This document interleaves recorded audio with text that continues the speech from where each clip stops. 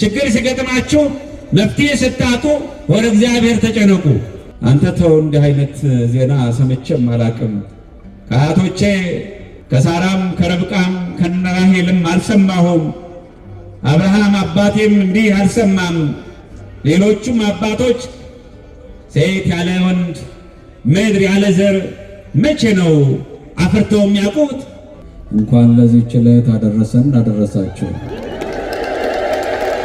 በበረታችሁም ሰዓት በደከማችሁም ሰዓት እኔም እናንተም ትልቁም ትንሹም የሚጸልየውን ጸሎት ነው። ነፍሴ እግዚአብሔርን ታላቅ ታከብረዋለች፣ መንፈሴም በጌታዬ በመድኃኒቴ ደስ ይላታል። የባሪያይቱን የአገልጋይቱን ትሕትና ዝቅታ ተመልክቷልና እንግዲህ ከዛሬ ጀምሮ ትውልድ ሁሉ ብፅዕት ንጽሕት ቅድስት ይሉኛል አለች። ይህንን የተናገረችው እመ አምላክ ድንግል ማርያም ናት።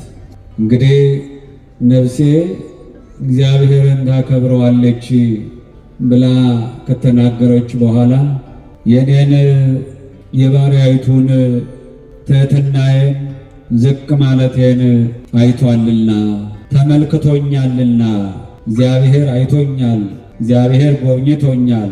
እነሆ ነፍሴ ጌታዬን እግዚአብሔርን ታከብራለች። በእርሱም በሚያደርገው ትላንት ለአባቶቻችን ባደረገው ዛሬ ለእኛ ባደረገው ነገም ለሌሎች በሚያደርገው እነሆ ነፍሴ ደስ ይላታል። እኔ ዝቅተኛ ስሆን፣ እኔ ታናሽ ብላቴና ስሆን፣ እኔ የ15 ዓመት ሳለሁ እነሆ አክብሮኛል፣ ቀድሶኛል። ስለዚህ ትውልድ ሁሉ ከዛሬ ጀምሮ በእርሱ ምክንያት በእርሱ መቀደስ፣ በእርሱ ማክበር፣ በእርሱ ቡራኬ፣ በእርሱ ከሰማይ ወደ ምድር ወርዶ ከሥጋዋ ሥጋ ከደሟ ደም ከነፍሷ ነፍስን ወስዶ በመዋህዱ አከበረኝ፣ ቀደሰኝ፣ ከእናቴ ማኅፀን ጀምሮ ባረከኝ ብላ እሱ ስለባረካት፣ እሱ ስለቀደሳት፣ እሱ እናት ስላደረጋት፣ እርሱ ስለመረጣት እንግዲህ ከዛሬ ጀምሮ እኔ ሳልሆን እርሱ የመረጠኝ፣ ከዛሬ ጀምሮ እኔ ሳልሆን እርሱ ያከበረኝ እግዚአብሔር ነውና ባከበረኝ በአምላኬ በእግዚአብሔር ደስ ይለኛል። እኔን ዝቅ ያልኩትን ከፍ አድርጎኛልና ነፍሴ ደስ ይላታል። ስለዚህም አክብሮቱ ምስጋናው ቀድሞ ተጀምሯል። ሰማያዊው መልአክ ቅዱስ ገብርኤል ወደ እርሷ መጥቶ አንቺ የተቀደስሽ የተባረክሽ ድንግል ሆይ ብሎ ስላመሰገናት፣ ከዚያም ከምድራውያን ደግሞ በዕድሜ አዛውንት የሆነችው አክስቷ ኤልሳቤጥ በማኅፀኗ ያለው በማኅፀኗ የነበረው የ6 ወሩ ጽንስ ዮሐንስ በደስታ ዘለለ ብላ የጌታዬ እናት ወደ ቤት መጣ ዘንድ እንዴት ይቻለኛል ብላ አንቺ ቅድስት ነሽ፣ አንቺ የተባረክሽ ነሽ፣ አንቺ የአምላክ እናት ነሽ፣ የጌታዬ እናት የአምላኬ እናት ወደ እኔ ትመጣ ዘንድ እንዴት ይቻለኛል ብላ አመስግናታለችና እንግዲህ ከመልአኩ በሰማችሁት መሰረት እንግዲህ ከአዛውንቷ ከኤልሳቤጥ ከቅድስት ኤልሳቤጥ የሰማችሁትን እኔ ላጽድቅላችሁ፣ እኔ ልመስክርላችሁ። ከዛሬ ጀምሮ ትውልድ ሁሉ ምን ይለኛል አሉ? ማን ይለኛል?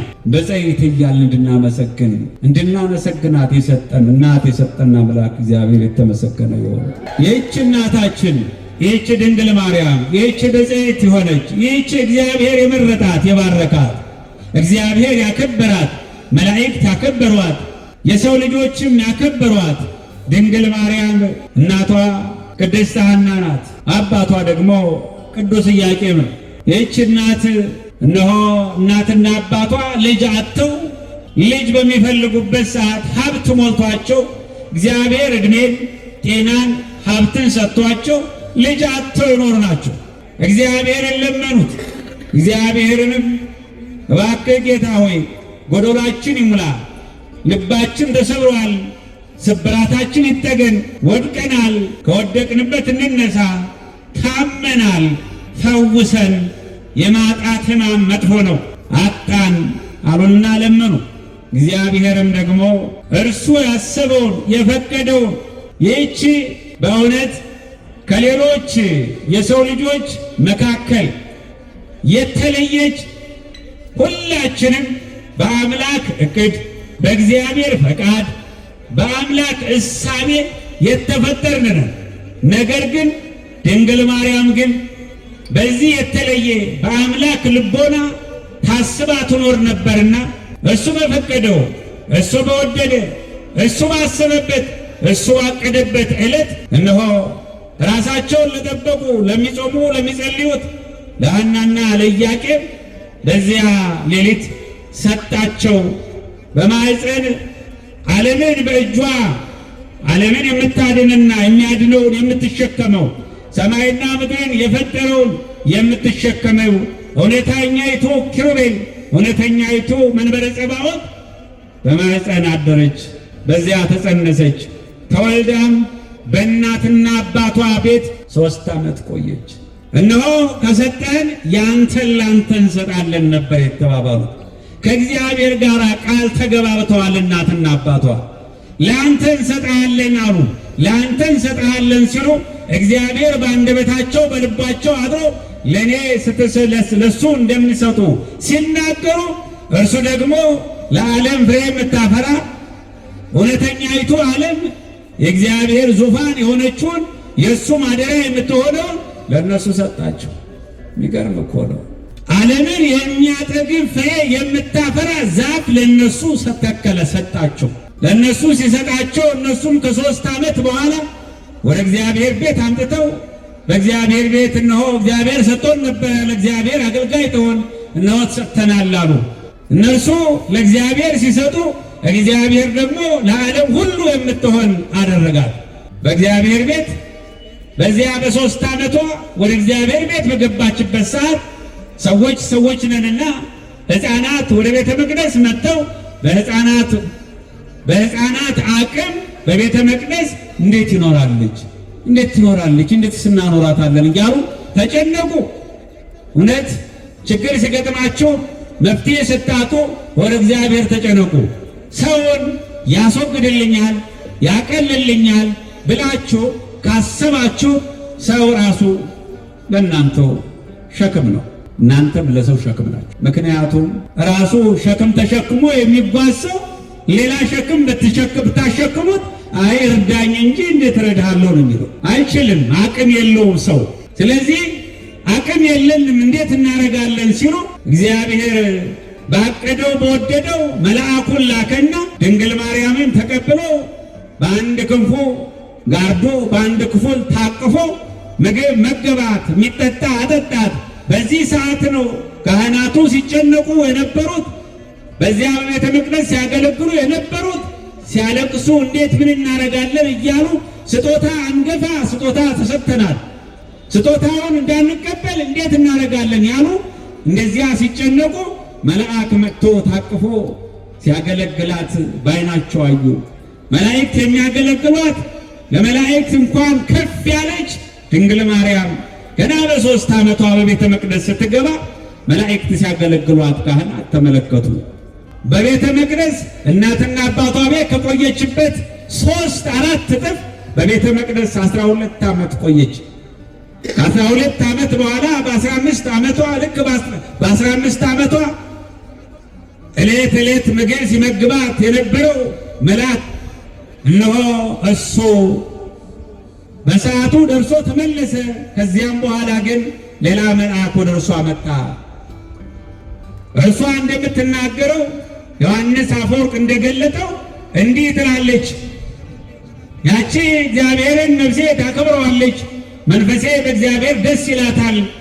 እነሆ የባሪያይቱን ዝቅታ ተመልክቶ ከፍ አድርጓታል። ትውልድ ሁሉ ከመላእክት ጀምሮ ብፅዕት ይሏታል። እባላለሁ ያለችው ድንግል ማርያም በቤተ መቅደስ በድጋሚ እነሆ መልአኩ ቅዱስ ገብርኤል በተለየ ግርማ በሚያስፈራ ግርማ ወደ ቤተ መቅደስ ክንፉን እያማታ መጣ። እነሆ አንቺ ንጽሕት ድንግል የሐናና ኢያቄም ልጅ እነሆ እግዚአብሔር አንቺን ወዷል ፈቅዷል። አንድያ ልጁን ወልድ ወደ አንቺ ይመጣል። ከሦስተኛው አንዱ ከሦስቱ አንዱ በተለየ አካሉ ከሥጋይ ሥጋ ከነፍስሽ ነፍስ ፍጹም መጥቶ ተዋህዶ ሰውን ሊያድነው ቀጠሮ ደርሷል። ቀጠሮ ተቀጥሮ አብቅቷል አላት። እነሆ እንዴት የምትናገር አያችሁ። እንኳን መላእክት እኮ እንደው ከፍ ያለ ሰው ቢነግረን እኛ እንዴት ነው የምንባልነው? እንዴት ነው የምንጨፍረው? እንዴት ነው ጮቤ የምንረግጠው? ዓለም ዛሬ ትንሽ ገንዘብ ስላለው ወይም ስልጣን ስላለው አንዱ በአንዱ ላይ እንዲሁ ኃይሉንና ጉልበቱን እንዳሳየ እኮ ነው የሚኖረው። እርሷ ግን መላእክት እግዚአብሔር ልኮላት በመላእክት ታጅባ ያደገችው የኖረችው ድንግል ማርያም መልአኩ መጣና አዲስ ብስራት፣ አዲስ ዜና፣ መልካም ዜና ለግሏ የሚሆን ለሥጋዋ የሚሆን ለኑሮዋ የሚሆን አይደለም። ዓለም ሁሉ ሊድን ነው፣ በአንቺ ማኅፀን የሚያድረው ዓለምን የሚያድነው ነው አላት። አንተ ተው፣ እንዲህ አይነት ዜና ሰምቼም አላቅም። ከአያቶቼ ከሳራም ከረብቃም ከነራሄልም አልሰማሁም። አብርሃም አባቴም እንዲህ አልሰማም። ሌሎቹም አባቶች ሴት ያለ ወንድ ምድር ያለ ዘር መቼ ነው አፍርተው የሚያውቁት? የማይሆን ንግግር አትናገር አለችው። በዚህ ሰዓት ነው ምድርም ዘር የሚሰጣት ዘሩ እንዲበቅል የሚያደርገው እግዚአብሔር ነው። ለእግዚአብሔር የሚሳነው ነገር አለ አላት። የማሸነፊያው ቃል ነበረ። ተሸነፈች። ይኩነኒ በከመ ትቤለኒ፣ እንዳልከው እንደ ቃልህ ይደረግልኝ፣ እኔ የእግዚአብሔር ባሪያው ነኝ አለች። እኔ የእግዚአብሔር አገልጋዩ ነኝ አለች። መጀመሪያው ይህንን ያለችው የእግዚአብሔር አገልጋይ፣ እኔ የእግዚአብሔር አገልጋዩ ነኝ ስትል እርሷ ስትፈቅድ መልአኩ ሲናገር ቃል ወልድ እግዚአብሔር መለኮታዊው ቃል አምላክ ወልድ አምላክ በማኅፀኗ አደረ። እነሆ በማኅፀኗ ባደረ ጊዜ ያሳምናት ዘንድ እህትሽ ኤልሳቤጥ እነሆ ጸንሳለች፣ 6 ወር ሆኗታል። ምስጢሩን ሸሽጋለች፣ መጽነሷንም ሸሽጋለች። ይኸው ተገለጠልሽ አላት። የሰዎች ደስታ ለድንግል ማርያም ደስታዋ ነው። በሰዎች ደስታ የሌሎች ደስታ ለሌሎች ሕማም የሚሆንባቸው ብዙዎች ናቸው። ለድንግል ማርያም ግን የወንዱም የሴቷም የሕፃኑም የሽማግሌውም የባለስልጣኑም የኃላፊውም የታችኛውም አካል ደስታዋ ነው። እና የኤልሳቤጥ ደስታዋ ሆኖ እርሷ አምላክ እናት ሆና ሳለ አምላክን በማኅፀኗ ይዛ ሳለች ወደ ፍጥሩ ተጓዘች። ነቢይ ወደ ጸነሰችው ተጓዘች። ሄደችና እህቴ ኤልሳቤጥ፣ እናቴ ኤልሳቤጥ፣ አክስቴ ኤልሳቤጥ እግዚአብሔር ጎበኘሽ። የሚገርም እኮ ነው። እርሷን እኮ የበለጠ እግዚአብሔር ጎብኝቷታል። እና ጎበኘሽ፣ ልጅ አገኘሽ አይደለም? አይ እንዴት አንቺ የጌታዬ እናት ወደ እኔ ትመጪ ዘንድ እንዴት ይሆናል አለቻት። ምስጢሩ ተገለጸላት። በማኅፀን ያለው የ6 ወሩ ሕፃን ደግሞ ዘለለ፣ ደስ አለው። ዮሐንስ ደስ አለው። በማኅፀን ሆኖ ዘመረ፣ በማኅፀን ሆኖ ዘለለ፣ በማኅፀን ሆኖ ሰገደ። አስተውሉ። አሁን በዘመኑ ለድንግል ማርያም ያን ያክል የሰገደላት ነቢዩ፣ ካህኑ፣ ሰማዕቱ፣ ሐዋርያው ዮሐንስ ነው። እንግዲህ ተሳሳተ ይሆን? ዓለም እንዲህ እያለ ይጃጃላል። እኔ የምሰግደው ለከሌ ነው እያለ ያወራል። እነሆ ለድንግል ማርያም መስገድ ለእግዚአብሔር መስገድ ነው። ምክንያቱም እግዚአብሔርን የተሸከመች ዙፋን ናትና። እኛ ለድንግል ማርያም የምንሰግደው ስለምንወዳት ስለምናከብራት የአምላክ እናት ብለን እንጂ አምላክ ናት ብለን አይደለም። የአምላክ እናት ናት። የሚገርም ነው። ስለዚህ ይህች እናት 33 ዓመት ያክል እነሆ 9 ወር ያክል በቅዱስ ዮሴፍ ቤት ከኖረች። ለ9 ወራት ከ9 ወር በኋላ ለ33 ዓመት ከ3 ወር ደግሞ ከልጇ ከወዳጇ ከኢየሱስ ክርስቶስ ጋር በወጣችበት እየወጣ በገባበት እየገባች እነሆ ልጇን አምላክን ሰው በተለየ አካሉ ሥጋ ስለለበሰ አጠባችው፣ አምላክን መገበችው፣ በጡቷ መገበችው። እርሱም አምላክ ሆኖ የፈጠረውን ሥጋ ተዋህዶ እናቱ አድርጓት ድንግል ማርያምን ጡቷን ይዞ ጠባ። እነሆ እንደ ሰዎች እንደ ሕፃናት ምግብን እየለመነ ከእናቱ ጡቶችን እየለመነ አደገ ይላል። የሆነው እንግዲህ ድንግል ማርያም ሰማይና መሬትን መገበችው። የሰማይና የምድር መጋቢ ናት። አስተውሎ ሰማይና ምድርን እየመገበች ኖረች። ሰማይና ምድርን ደግሞ የፈጠረውንም ታቀፈችው። እሳቱን እንድታቀፍሽው ድንግል። አዎ ይከብዳል እኮ እሳት እኮ ውሃ ቢኖረው የምድራዊ ውሃ የማያበርደው እውነተኛው መለኮታዊ እሳት ነው። የሚገርም ነው። ያንን ግን በክንዷ ታቀፈችው። 33 ዓመትም ከእርሱ ጋር ኖረች። ተአምራት ሲያደርግ እነሆ ትምህርት ሲያስተምር አብራዋ ተጓዘች። በሕፃንነቱ ውጣ ግባለችው። ከፍ ሲል ደግሞ ቃሉን መማር ጀመረች። አቤት እናት እንዲህ ነው። አዎ እናትነቷ እንዲህ ነው። በዚህ ሰዓት ነው በ33 ዓመት ከ3 ወሩ አገልግሎ ሰርቶ ወጥቶ ወርዶ እነሆ እንደ ሰው አምላክ እንደ ሰው በአጭር ቁመት በጠባብ ደረት ተወስኖ በዚህ ምድር ላይ እነሆ የመጨረሻውን ዓለምን ከእስራት ሊፈታው ከጨለማ ወደ ብርሃን ሊያወጣው መጀመሪያ ተወለደ፣ ሁለተኛ ተጠመቀ፣ በሦስተኛው የመጨረሻው በመስቀል ላይ ተሰቀለ። ዓለምን ሁሉ እነሆ በፈሶች በደሙ ፈሳሽነት በሥጋው ተቆራሽነት እኔና እናንተን እነሆ ከድቅድቅ ጨለማ ወደሚደነቅ ብርሃን አመጣን። ከሞት ወደ ሕይወት አሸጋገረን። ይህ ሁሉ የድንግል ፍሬ ነው። አዎ አሸጋገረን። ከመስቀሉ ስር ቆመች። ትናንት ስትወልደው ደስ ይላት ነበረ። እነሆ ጸሐፊው ቅዱስ ሉቃስ ወንጌላዊ ሲጽፍ እነሆ ልደቱን ጽንሰቱን ስትጸንሰው ስትወልደው ሌላውን ነገር ትምህርት ሲያስተምር እንደሚቆይ እነሆ ይህንን ሁሉ በልቧ ትጠብቀው ነበረ፣ በልቧ ታስቀምጠው ነበረ። መልአኩ አመጣጡን የነበረችበትን በቤተ መቅደስ አኗኗሯን ከዚያም ደግሞ መጽነሷን እንዴት ተጸነሰ በማህፀኗ ድምፅ ይሰማ ነበር ይላል። መላእክት ሲያመሰግኑ በሰማይ ሲያመሰግኑ ማህፀኗ ደግሞ መቅደስ ሆኖ ነበረ። እነሆ ሌሎችንም ሁሉ እያደረገች ዮሐንስ ሲሰግድላት፣ ኤልሳቤጥ ስታመሰግናት፣ መልአኩ ሲሰግድላት ያን ሁሉ አየች።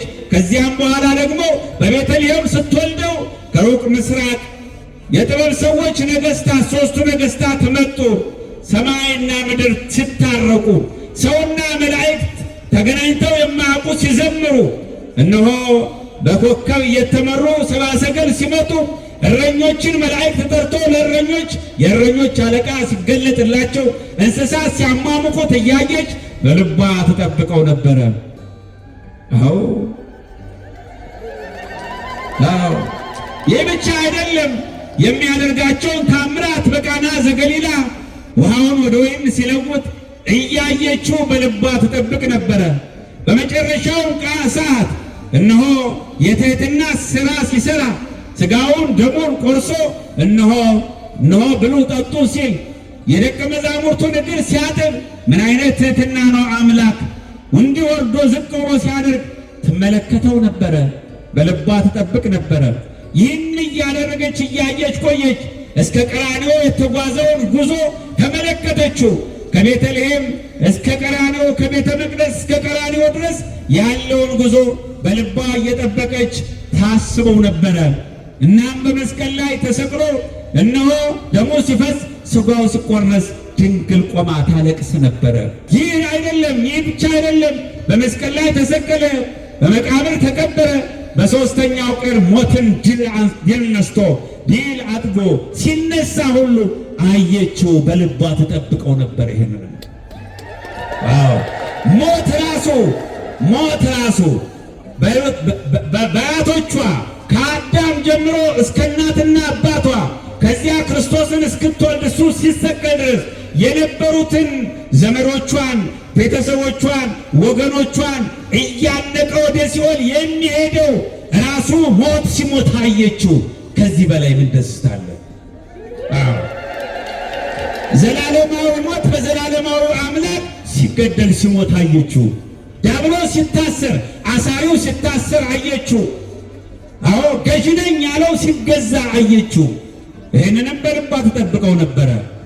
እነሆ በመስቀል ላይ ሆኖ ለሚወደው ደቀ መዝሙሩ እነሆት እናትህ፣ እናቴን አደራ፣ እነሆት ልጅሽ ብሎ በዮሐንስ አድሮ እኔና እናንተ እናታችን እንድንል እንደገና ደግሞ እርሷም ደግሞ በዮሐንስ ላይ የተሰጠውን አደራ እነሆት ልጆችሽ ተብሎ እናታችን ብለን ቃል ኪዳን ተቀበል፣ እሷም ልጆች እያለች ትባርከናለች። እንግዲህ ዮሐንስ አደራውን ተቀብሎ ወደ ዮሐንስ ቤት ተጓዘች። ለ15 ዓመት ያክል በዮሐንስ ቤት ኖረች።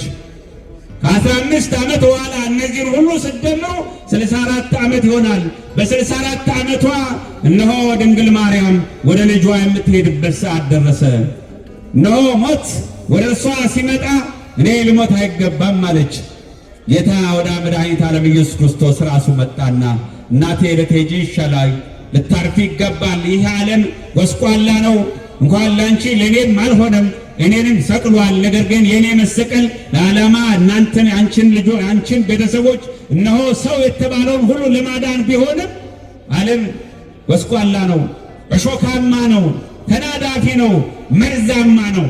ይበቃሻል ድረፊ አላት። አይ አይሆንም ያንተ ልጅ ሆኜ አለችው። ክርክር እንዲህ ነው። እናትና ልጅ ሲያወራ እንዲህ ስናወራው ቀላል ይመስላል። አምላክና ሰው ነው ግን እያወራ ያለው። አስተውሉ። ሰው አምላክ የሆነበት አምላክ ሰው የሆነበት ምስጢር የተገለጸባት ድንግል ማርያም ሰማይና ምድርን ሆና የኖረች እውነተኛይቱ ሰማይ። የሚገርም እኮ ነው። እውነተኛይቱ ሰማይ የሆነች እውነተኛይቱ ቤተ መቅደስ የሆነችው ድንግል ማርያም እነሆ በአንቺ ምክንያት ቃል ተገብቶላቸው እንዲድኑ ቃል ኪዳን ልሰጥሽ እወዳለሁ። ይህ ደግሞ ለሰው ልጆች ሁሉ የተሰጠ ሞት ነው፣ ሁሉም ይሞታል አላት። እነሆ እኔ ሞቼ ሌሎች የሚድኑ ቃል ኪዳን የሚያገኙ ከአንተ ጋር የሚኖሩ ከሆነ አንድ ጊዜ አይደለም 2-3 ጊዜ መሞት አይቆጨኝም አለች። አዎ እናት እንዲህ ናት። እናትነቷ የተለየ ነው። የድንግል ማርያም እናትነት በምድር ላይ ብቻ አይደለም፣ በምድርም በሰማይም ነው እናትነቷ። በምድርም በሰማይም እናትነቷ ለእኔና ለእናንተ የተሰጠው ከመሬት ብቻ አይደለም እስከ ሰማይ ድረስ ነው። የአምላክ እናት ተብላ ትጠራለች። እኛ አይደለንም። መላእክት በሰማይ የአምላክ እናት ይሏታል፣ በምድር ደግሞ እኛም የአምላክ እናት እንላታለን፣ እናታችን እንላታለን። መላእክት ደግሞ እህታችን ይሏታል። አቤት መታደል! እንደ አይነት እናት ናት ያለችን። እንኳን ደስ አለን። አዎ